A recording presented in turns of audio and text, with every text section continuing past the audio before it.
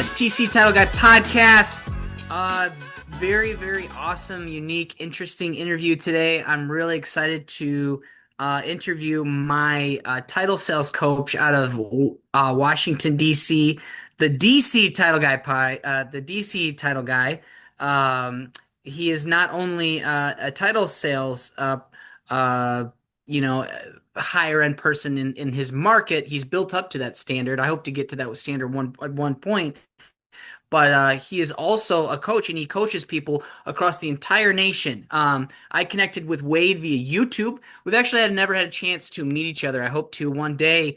Via there's actually a greater title sales mastery thing that a lot of people don't know about in the entire nation. They have a conference held out in Nevada each year. Long story short, Wade and I have stayed in touch over the last several years, and I attribute I attribute 100% a lot of who I am, my drive, my demeanor, my the way I gain business because of this individual. I would not be who I am if it wasn't for Wade Vander Molen. I gotta say kudos to you, my friend. And we're gonna talk about how we met. Obviously, we met too via YouTube, but we're going to talk about what Wade's been up to, what he's working on for the future, and what he does in his current market to add value to real estate agents. Wade, Awesome. great to talk with you today. Thanks for being on the show, my friend. Thanks for having me. I appreciate it. Yeah. So Wade, tell me, originally, what was it like, starting off with your previous title companies, in the real estate market? Like, what do you feel like, you analyze the market and you realize, title companies basically all do the same thing. What did you start implementing into your business strategy to gain business from real estate agents and lenders and other things? Sure. Well, the first thing I did was I realized that it wasn't about me, right? So, a lot of people like to huff and puff and talk about how great they are. Well, at the end of the day, realtors and lenders, they have the ability to send their title business wherever they want. Like they don't have to send it to us, right? They choose to out of a loyalty and the value that you provide and the relationship that's there. But you got to make it about them, right? You have to help agents. You have to find out what their weak spots are. What can you do to solve problems for them? How can you help them become smarter? And then also help them with some sort of implementation. Like, so if they've never put on a first-time home buyer seminar or a downsizing seminar, help them with that. They've never done a client appreciation event, give them ideas and tell them what works and offer to help them with it.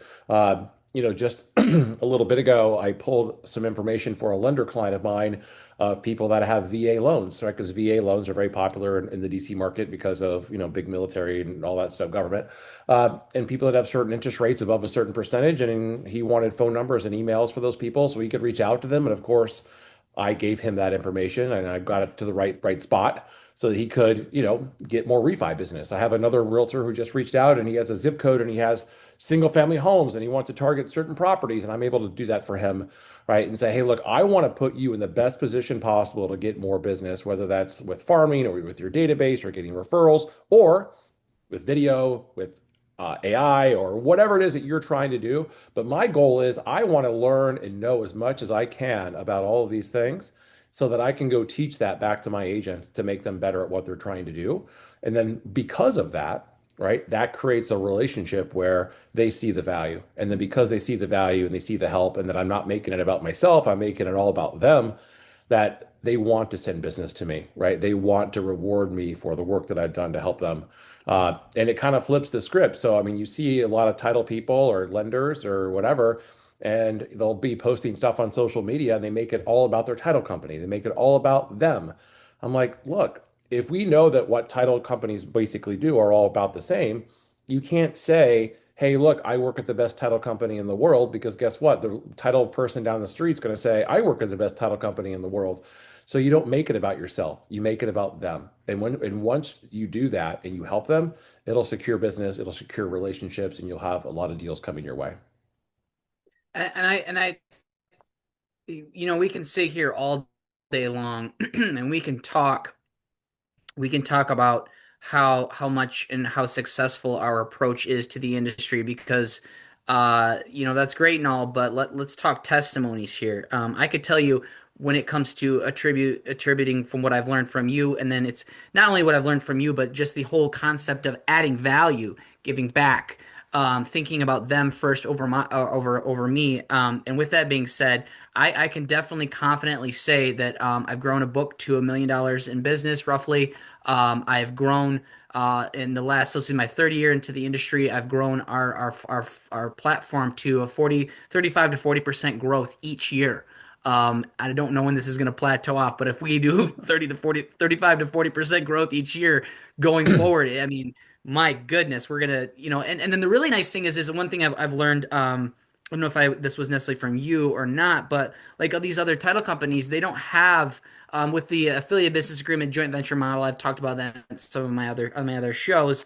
They don't have the funds to be able to employ more staff, right? So what we do is when we bring more business to the door, what are we going to do to handle that? We're going to employ more people.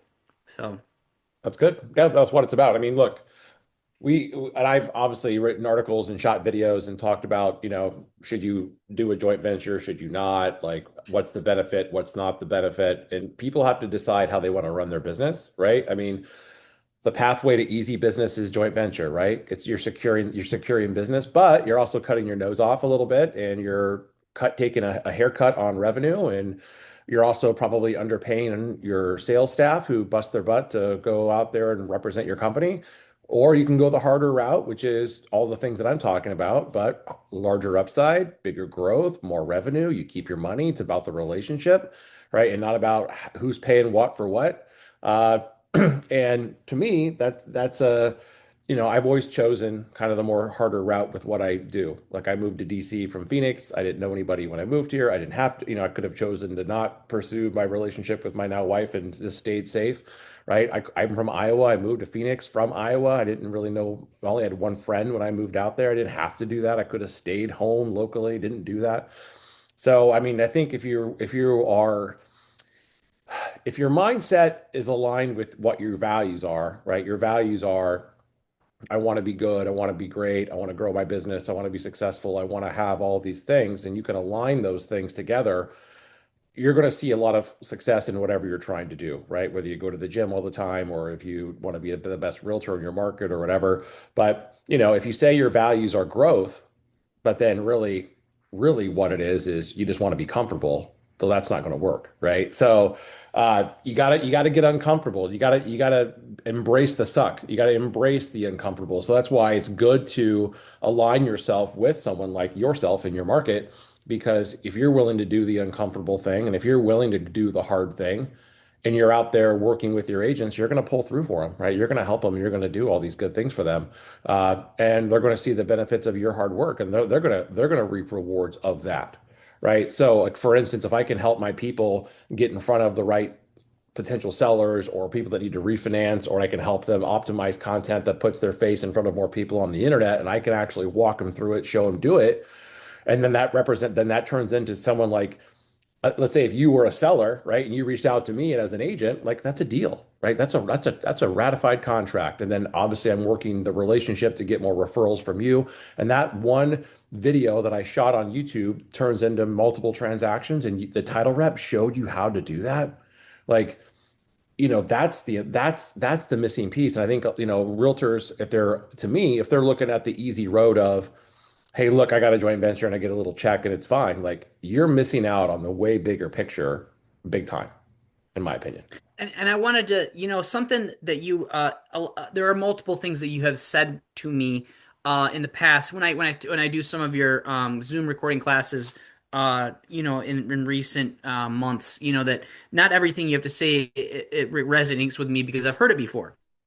But there's always usually one little tiny thing I can pick up on from each class. Here's the thing. I mean, I tell agents if you want to sign a joint venture, I mean, that's your decision, right? But at the end of the day, especially in a market like mine, right, where the average price point is high, right, $800,000 price points or average, and you're making 2.5% commission. Okay, well, you'd have to send a lot of deals to a title company to get the amount of money back in a joint venture than if I helped you just sell one more house a year, get one more referral a year, get one more deal that comes through the internet or through these targeted marketing stuff, or getting you in front of or sponsoring your events or helping you with things. Like if I just got you one more deal, it would totally outweigh. Like you'd have to send this other title company so much business to even match that.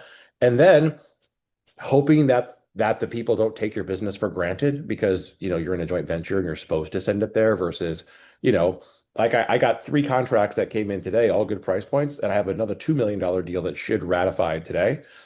I've already talked to both agents already today from my house. Like I've already scheduled an appointment with the non-directing agent already. I already got him on the schedule for Friday. Like I'm on top of it. Like, but I'm telling them, hey, look, you know how I work with so and so, and I help them. I'm going to help you too. I'm not going to reward her for sending me the deal and think that you're just whatever. I'm gonna go take the opportunity to help you too, and look what I can do. And he jumped on it and said, hey, when can we meet? I said, let's get something on the calendar for Friday afternoon. So there we go. But like, I tell people all the time, like realtors, I think it's really funny. You probably see this on social media. At the end of 2025, at least in my market, a lot of agents, they post all this craziness of like, I closed $61 million and I was the top agent. Like, could you imagine if title reps did that? Like if we just went online and said, hey, look, I closed $1 million in revenue and I made XYZ dollars and I'm the greatest title rep in the whole world. Like these realtors would crucify us if we did that, right? But yet they do it. But at the same time, whenever I see that, I know there's always an issue there because just because they're saying it and they're boasting, I immediately go to like, what's the three largest problems they have in their business right now? They all have it. They all have it, right? They spend too much time on their business, not enough time with their family. The work-life balance is out of order. They wish they had more buyers. They don't. They're working with too many sellers, or their online presence stinks. They spent way too much money on direct mail marketing last year, and most of it didn't work. Like, so even though I see that, I'm like, half of this stuff is crap. And if I called you right now and said, "Hey, look, congratulations on your production, but by the way, can I ask you what are the top three things that you need the most help with in your business right now? That if I could help you with these three things, it'd make you even stronger for next year. What would that look like?" They would know right away, and they could tell me. And then I would say, great, you know what? I'm congratulations on your 60 million. Let me help you get to 75 million. So let's focus on two out of the three things that we can really work on together. And I'm going to schedule 45 minutes with you next week, and we're going to talk about those things because to me, that's what's most important to me, not your 60 million. I don't care about that. I care about these two things that are screwing you up, and let me help you with it. Okay. So like Hmm. I try to take a completely different approach versus saying, oh my God, you closed 60 million. I immediately go to, there's a couple things wrong. They need help. Let's go find out what it is and let's focus on it and let me solve it for them. And then I'll come in the back door, right? And build that relationship that way, right? Versus kissing their butt. I'll just say, hey, look, let me help you. And then actually follow through with it. And then I can get their business for the next year. Hmm. And let's talk about adding value. As also, we sell products and services for our companies. We have like a free mobile notary thing, around here that we have to offer, which it helps expand our platform. And but the problem with that is like I alluded to before, when I first started this job, before I had reached out to you, what do we do differently than everybody else? Problem is not much. So with that being said, that's why I was up on YouTube one night and I was looking your videos up, man, and that's how we connected. That's Hmm. my point. I meet with agents and I say, hey, like, what are you doing right now to stay front of mind with your clients, gaining new ones? Well, I'm sending out mailers and I'm sending out emails. Sorry, those have a time and a place, but that's not enough. Actually, getting a call from a client right now. Sorry about that. That's not enough. That's not enough. Not nearly enough. And we need to get you out and do something differently or different.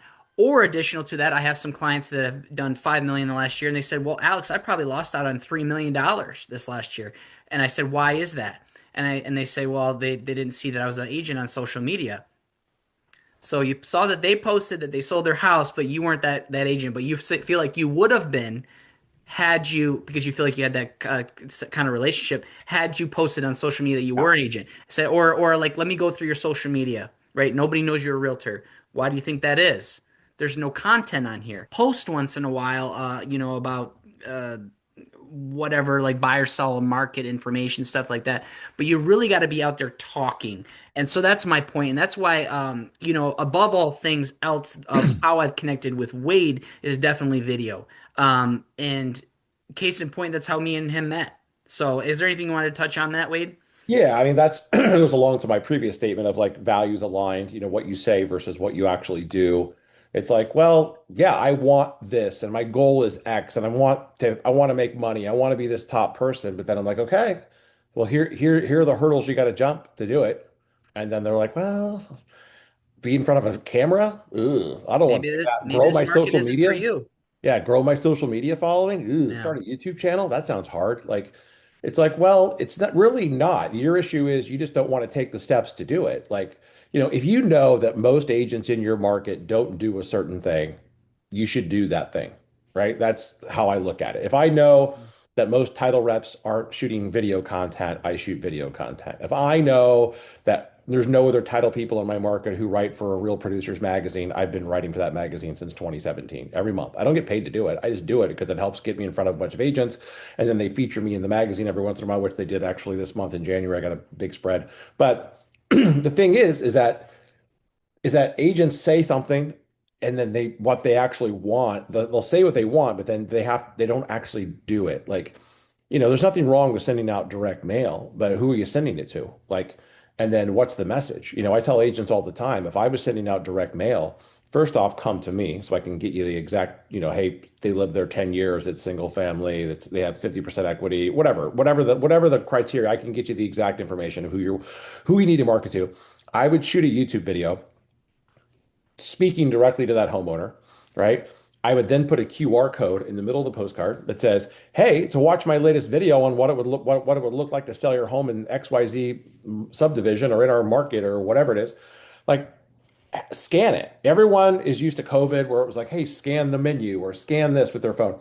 So they scan it. It takes them directly to your YouTube video. And you could say, hey, look, if you're watching this video, you're a homeowner who lives in XYZ subdivision. I'm so and so, the number one realtor in your market. And I want to talk to you today about X. And then have him watch a video because just like you, what happens when that video ends?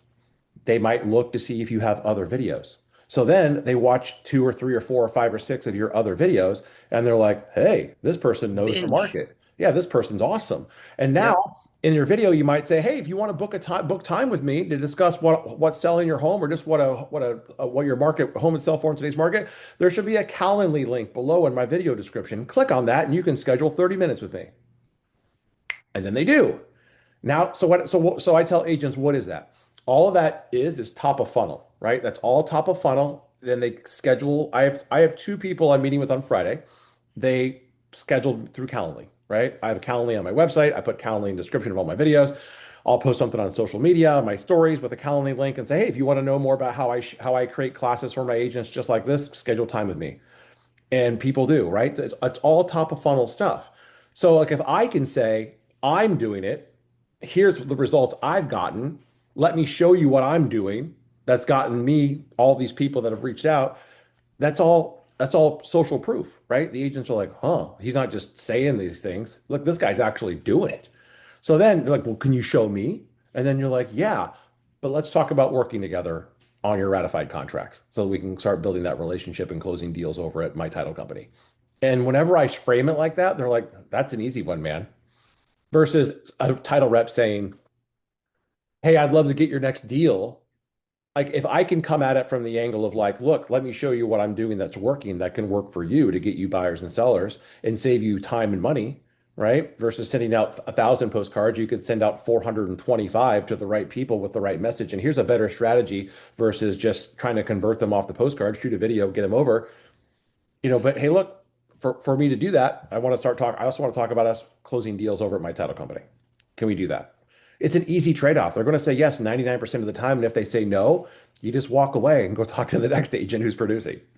See that's another thing I've learned, and I don't know if I necessarily heard it from you in the past, but definitely started realizing once I started gaining a book, especially that I'm not for everybody, and that's fine.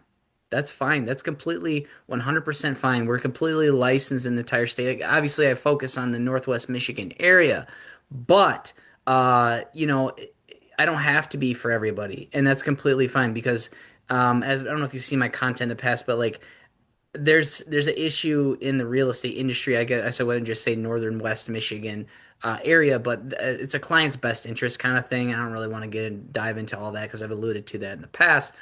But like I want to work with people that align with my values, the value that I could add to their business, and that's what I'm talking Yeah. about. Yeah, 100%. Like that's, and I do the same thing. Like I know, I mean, look, I tell people all the time, it's better to know who your ideal client is not, right? So that you know who to go after, right? So like I know a certain demographic of agent, we're probably not a good fit. No big deal. But you know what? I don't, but also for what we do, like we don't need to work with every single realtor in the world to have a good book of business and make a strong living and all those sort of things. So, if you can focus on, hey, look, leveraging the relationships that you have from people who already think you're a top person and you have a lot of value. I mean, just even asking those people for introductions to other people that are just like them, right? That's an easy one. I do that all the time. That's another great thing, and I loved that you said to me when I was first starting in this industry, I was just knocking on doors. And I don't do that anymore. I don't have time to do that because I leverage the relationships I currently have, and they'll either reach out to me or they'll mention another individual, or I'll ask them to, who else do they know that may find me valuable. And I just gain enough book of business in just making meetings and doing that and staying busy that I don't have to go knock on doors. Right. I met with the loan officer this morning. I was like, what does the rest of your day look like? She's like, well, I'm gonna go knock on doors. I said, that's great. And I explained to her the scenario. I was like, I don't need to do that anymore because I've gained enough respect with a huge book of business that I can reach out to anybody, and just be like, hey, is there anybody else that you know that I don't? You know what I mean? And it's just constantly keeping me busy all the time. So much so that I have to remind myself that I have a family and three kids, two and under. So Yeah, it's a lot. I phrase it like this. I'll say to people, who else should I be talking to?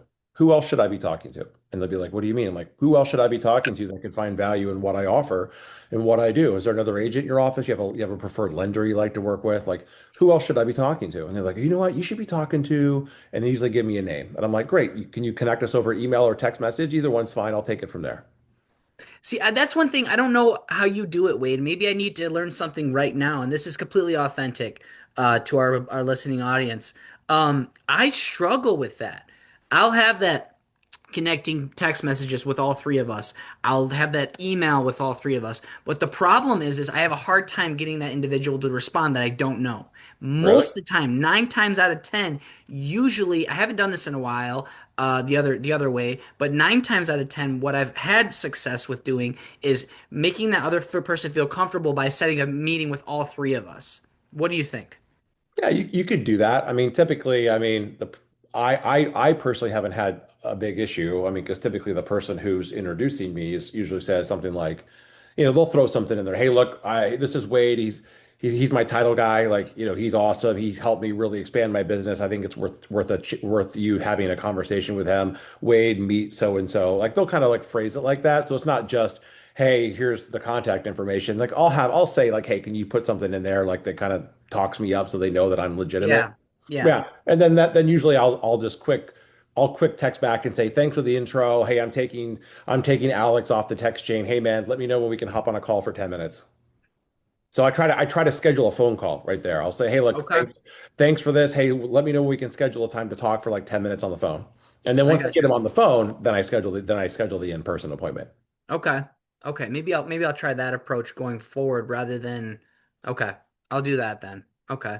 And it's not like I don't want to connect all three of us. It's just like I've had a few meetings in the past and it's always been very fruitful when the other person comes along and makes them feel a bit more comfortable, I guess, because they Sure. know the other individual, I mean, which makes sense. if they're willing to come on the appointment, sure. I mean, I mean, it depends. I have some agents here that are so busy, that's not really something they really could do. Right, right, exactly. Exactly. But but So, I do just say, hey, look, say something in there that have how you know me and what you think of me real quick, so that they understand it's legitimate, right? okay. Yeah. So what else is the DC title guy working on when it comes to title sales coaching in 26? So big things ahead. Have a title sales training video that will be out probably in the next couple of weeks. It's going to be an hour and a half long. Shot it in December for 7 hours in the studio. So it's going to be Wow. edited. Agent Brief is going to be a featured vendor. So is Razzie CRM is going to be a featured vendor in the video. And it's going to be called, it's called the Modern Playbook of Title Sales. And it's going to be basically for someone who's probably less than 2 years into the business, right? How to start a business, how to grow a business, how to get clients, how to convert them, what valuable things you need to say, how to run meetings, obviously your follow-ups. Also, it's let's say you have 5 minutes or 3 minutes in front of a group of agents, and they're like, "Hey, Alex, it's what do you got to say in front of the agent?" How do you get these people? How do you grab their attention? How do you get them interested in you? How do you get them basically in a single file line afterwards, coming up to you, asking how to get on your calendar, right? All the things that anybody would need to really sharpen their skills, get their business off the ground. It's going to be for sale. Uh, I'm toying with the price point, but it's going to be, I have a couple of different platforms other than my website, my coaching website, and my DC Title Guy website is going to be on. And then I'm going to shoot a second video this year. It's going to be called Level Up Title Sales. And it's going to be all the stuff that I don't have in the first video, right? Classes, scripting, no, advanced scripts for agents like circle prospecting scripts, YouTube stuff, AI stuff.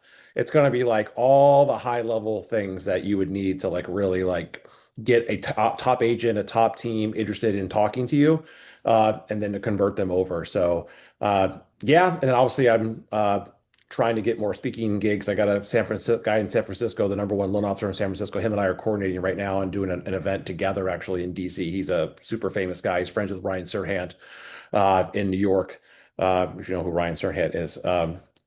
Anyway, so yeah, trying to grow my coaching business even more so that hopefully in a few years, if I can get it to a certain point, I can just walk away from my title job. That's amazing, man. And that's good goals and achievements to have. I'm just trying to you know, do another 30 to 5 to 40% growth next year. I can't even imagine. Just because it's amazing, and I see, I see it in the closings each month. I get the report, and just have the amazing amount of business that I've been able to earn because of a lot of stuff that you've taught me and just adding value. Like I said before, you haven't taught me everything when it comes to adding value, but the whole idea of just saying, like, learn something new, AI, right? Like, let's talk about that. I think just from my own standpoint, obviously things that I've taught back to agents, I've got specialized in, and that's how I've earned business. And I teach it back to realtors. I'm like, hey, like, check this out. Like, I got a bunch of people that reached out to me. Now we do business from this video or whatever, right? I think AI has really changed my not only my approach, but it's definitely spoofed up my video content, my social media posts. It's really just changing my world. It's simplifying things, and then I'm creating content on behalf of that. I just want to know what you're working on when it comes to that. Yeah, tons. I mean, I use it. I have a class I'm teaching tomorrow. It's called Five Proven Strategies Listing. I mean, agents can use to get more listings. And I use AI to help me with it. And I have a class just for lenders on Wednesday, and AI is helping me with some of that stuff. So I use it for classes, for scripts, for like circle prospecting scripts for agents, calling expired listings. I mean, different things like that. Uh, Tips on finding hidden sellers in their CRM. Hey, who are some of these hidden sellers and what tips they could be using? I use it to help agents save time. I'm like, look, here's how you can leverage it to like for listing descriptions and all these different things that you can do. I also, when I meet with agents, especially producers, I'll say to AI, I'll say, hey, if I have a family, I'm moving to this part of town, wherever the part of town I'm in with the agent, and I'll say, who are the top three realtors that I should be talking to if I'm looking to buy a single family home, $1 million plus, blah, blah, blah. And if the agent is not named, which most of the time they're not, I'll say, how come you're not in the prompt? Yeah. And they're like, what do you mean? I'm like, you know that people use this all the time, right? I've actually picked up a couple coaching clients who found me through chat prompts. They didn't even find me through YouTube. They they found me through a chat prompt who linked to my website. and then they got to me. So, but I came up in the chat prompt. So I'll say, hey, look, let's talk about what you need to do to come up in the chat prompt. And they're like, well, how does it pull the information? And I'm like, you're not going to like it, but it pulls the information from the place that you don't want to spend time, the internet, right? Blog post, social media, YouTube, videos, right? Yep. Yeah. So it pulls from all these places. So let's talk about strategy that you can implement to start putting some of this stuff out there so that if somebody does say, I want to buy a house for 1.5 million in this part of town, right? Which my house is probably 1.5 million and it's just a regular house. And like if you're making 2.5% commission on that, that's like $45,000, right? So you don't want to spend time to create content so that you could come up in a chat prompt so that some millennial who's looking, who this is how they're searching for stuff now, finds you and then they buy a house from you. Like, so then I'll show them like, hey, I show them different prompts that I've used to show up in like the title sales coaching space, over other people that do that. And I'm like, this is if you put in a prompt that looks so, hey, I want somebody who has experience in the title space, who focuses on technology, forward thinking ideas for title reps, blah, blah, blah, blah. I'm going to come up over somebody else who's been doing title sales coaching for a long time, who's never worked at a title company. And we know who that person is. Okay. So I'm like, look, this is how I come up in the prompts, and this, but also I come up in the prompt because all the things that are being mentioned in the prompts they can pull from and put and bring it. So let's talk about that. And whenever I bring that up to a realtor, they always say, no one's ever showed this to me before. And I'm like, and whenever I hear that, I'm like, yes, I got them, right? Because one, I can pull from experience and say, I do come up, here's how. Here's what I've done to make it happen. You don't come up. First off, no one's ever showed this to you. I'm showing it to you. No other title company's ever showed it to you. And three, let's talk about solutions to the problem that you now have. The best thing that one of the best things I've heard recently every single time I teach a class, and I trib that back to when I met you, when I teach real estate content to people in the industry, is at the end of the class I say, has anybody else ever had a title company teach you this kind of stuff? And obviously no hands go up, right? And that's another thing I took away from one of the things you Yeah. taught me. Let Um, them tell themselves, right? Like let them say, he's right. I've been sending all my business to so and so title, and yeah, they do a pretty good job, and I like the people over there. They're very nice. But if I'm looking to really, I have goals for next year. My goals are pretty high. I'm I need to partner with finally somebody. I'm finally, after almost 3 years, starting to reap some of what I sow. And what I mean by that is people have been reaching out to me and being like, Alex, these several deals were because of what you taught me, and that makes me feel good. You know what I mean? Not only am I leading the horse to the water, they're actually drinking it.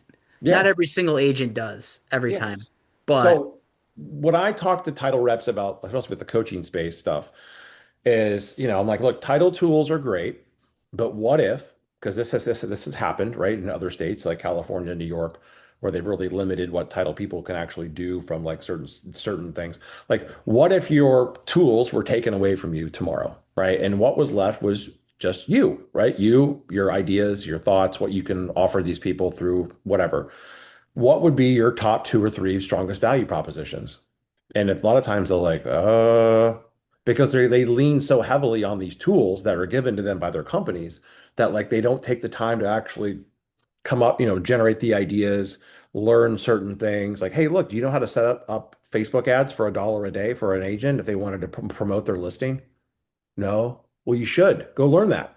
YouTube, chat, you can, whatever, you can go learn that. Okay. Like, do you have call scripts for circle prospecting for when a new home comes on the market so that your seller, I mean, your agent, your listing agent, can let every potential homeowner in the area know about the greatest new listing coming to the market so that they could maybe pick up one or two nurtures, right? Potential sellers over the next 3 to 6 months. Oh, by the way, can you help them with the call scripts to get in front of these people? No, I've never done that. Do it. Why aren't you doing that? Because then every time you're scrolling through social media and you see an agent that you don't work with, especially that they just picked up a brand new listing because you know they're going to talk about it on social, you could reach out and call them real quick and say, hey, look, I got some call scripts that were really effective to help you get in front of all the homeowners to let them know about the greatest new listing that's coming and that's about to hit the market. Would you mind if I shoot that over to you? Yeah. Shoot it over. Hey, call then say, did you get it? Great. You know what? There's way more behind the curtain than this. I offer agents and help them all the time. When can I get on your calendar to talk to you about all the other things that I can help you with? But also, I want to learn about your specific business and what are the couple things that you really need help with the most, and let's focus on those. They're not going to tell you no. And if they do, they're crazy, right? So my point is, if you're armed to the teeth with all these great things, it doesn't have to be like, oh, I got my calculator, online calculator, like or whatever it is. Like in things that actually can help them and add value to them today, like you should have no call reluctance with anybody. None. The big thing, it's a hindrance, but it's also a very good positive thing. Obviously, I've talked about the growth I've gotten a lot. Obviously, a lot of from what I've learned from you. But a big thing that I struggle with in my market is nobody else does what I do, but it's also a positive. So what I mean by that is like when I come into the room, I speak like what you're saying. A lot of people are like, "Huh? I don't get it. You work for a title company? What do you do? What exactly do you do?" And it's really hard to explain that to some people. They're always like, like I don't look to my title company for that. And I said that's the point. That's the point. And they're like, "Huh?"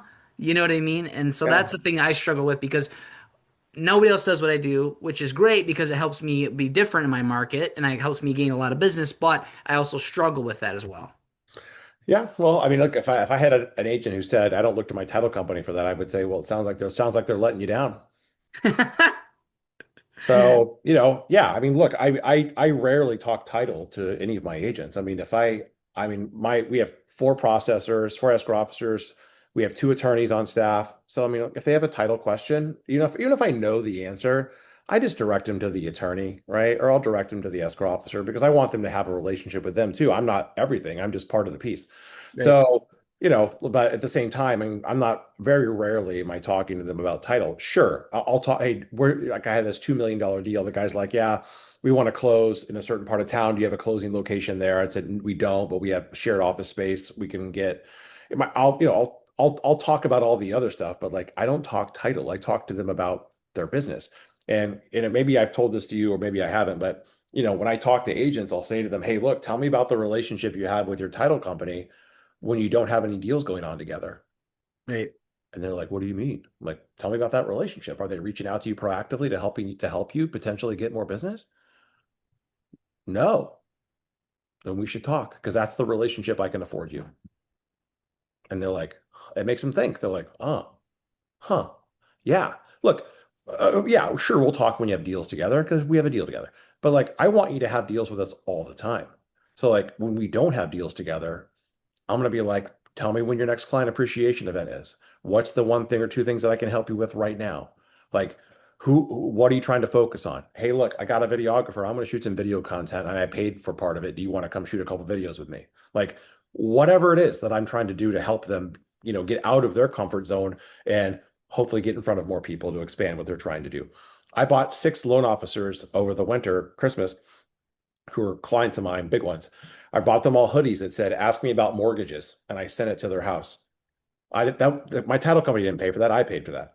Well, why do you think I did that? One, because I have a long-standing relationship, but what do you think is going to happen over the next 18 to 24 months with refinances? They're going to be a lot, right? Okay. Well, So how about what I'm thinking is you pay for that, they get it, they get exposure for themselves, and then you ratify the contracts and they close Of with you course. and you So get then, paid. yeah, they all sent me texts. Oh man, this is awesome. Thanks for I said, yeah. I said, wear it to the gym, wear it to the mall, wear it to the grocery store. Hopefully it'll create conversations for you and you'll pick up some business. And they're like, huh, that's a really good idea, That's right? that's not a bad idea. I might utilize that. Just Yeah, just go saying. on, just go on Google, you'll find it and order it and just send it to them. So, and then I had a couple agents who I work with who are guys who I knew go to the gym a lot. I bought them hoodies, the same thing. It says, ask me about real estate on it. Okay. So yeah, I mean, they thought it was great. Small investment, big return, value for them, value to me. And it's like, it's little things, right? But it adds up. It's like, okay, well, what if that loan officer got like one or two deals extra a year? I mean, it's like thousands of dollars to them. At least in Yep. my market, it is. Yep. Yeah. Yep. And Little thing. Sometimes little things go a long ways. They really do. Yeah. So what I did is, Alex, is that I didn't even tell him I sent it to him, right? I just sent Okay. it. And then after Yep. I knew they got it and I saw that it was delivered, like a day later, I texted it to him. I text, hey, I saw something came to your house from me. Did you get it? I didn't even say what it was. And they're like, oh, that was you? And I was like, of course it was me. Wear it in good health. And they're like, oh, dude, that's awesome. Right. So I didn't even tell them it was coming. So then when they got it, I was like, hey, I said, hey, did you get what I sent? And then they knew what it was. I got you. I got you. What about ask me about title insurance? Sure. No, no. Hey, That- I wanna close here, man. It's been our 30 to 40 minute allotment time for today. We could talk for hours, but is there anything else you wanted to mention? um, I would just say that if you're a real estate agent, in northern Michigan, that, I think this is true a lot of places, is that they don't look to title people as valuable assets for their business. Well, they should, right? Especially people that are actually working their butt off to become knowledgeable and strong at certain topics that can actually help an agent. Like I tell my realtor clients, I'm like, look, I'm free. I'm free, right? Like if I had a marketing company and I knew all the things that I do, like, and you hired me, I would cost you a ton of money to show you website SEO, help you set up your YouTube stuff, run your socials, give you all these ideas, like Yep. all the things that these real estate agents hire these marketing companies for, or they fly in these agent gurus. They pay them all this money to come talk to agents. I'm like, if you have a title rep in your market who knows a lot of that stuff and they work their butt off to become better to help you and they don't cost any money, you should be running to them and asking to get on their calendar and see what they can do to help you because it doesn't cost you anything to meet with them, right? And they don't cost anything to work with you. All they want to Yep. do is when you write a contract, you put their title company on it. And I tell agents all the time, look, if we screw up your deals, don't use us, right? But guess what? If we do a good job and I'm helping you, let's keep the train rolling. And they're like, okay, right? Make it easy, right? So I just say, look, if you have somebody like you and you're in a market like that, they should be talking to you, right? Because you're a valuable resource that doesn't cost them any money and it can help them get more money, help them grow their business. I appreciate that, Wade. I like to call it we're not just transactional, right? Like we are out here trying to add value to your business and what are you struggling with right now that we can help you with. So I appreciate you being on the show today, man. It's always great to talk with you. We bounce the ideas off together and maybe we'll connect here in the show at another time. Cool, man. Thanks for having me. I appreciate it. All right, brother. TC Title Guy Podcast. This was the DC Title Guy, Wade Vander Molen. Alex Eicher here signing off. Everybody look out for content I have coming out here in the future. Be sure to like and subscribe below.